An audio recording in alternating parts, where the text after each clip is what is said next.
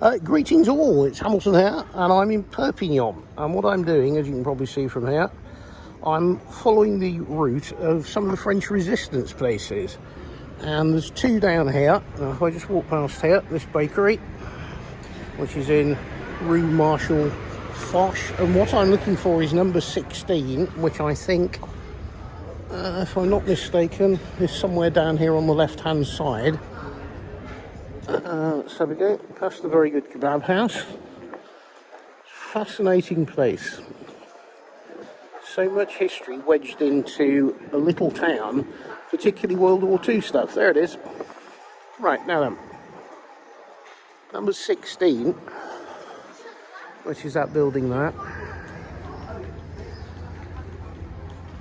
Now, during the war, that was the office, which I think the second floor, where all the false papers and paperwork and everything else that was required for RAF escapees and SOE executives and all sorts of people doing covert stuff was all distributed from here. There's a couple of safe houses a few hundred yards in front of me, and then what I'm going to do is cross the road,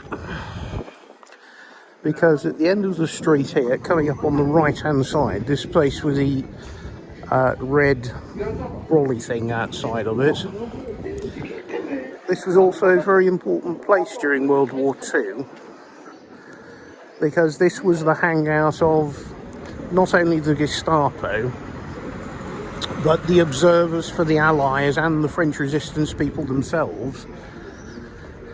And it was here that those in the know paid attention to the movements of the Gestapo, and when the moment was right, they would give the signal, and various Allied airmen and other people would bolt from their hiding places and head off down to the coast and across over the Pyrenees into Spain. And that's it. That little cafeteria there, which I'm going to go in a minute and have a Coca-Cola or something, really was the actual real-life Allo Hello.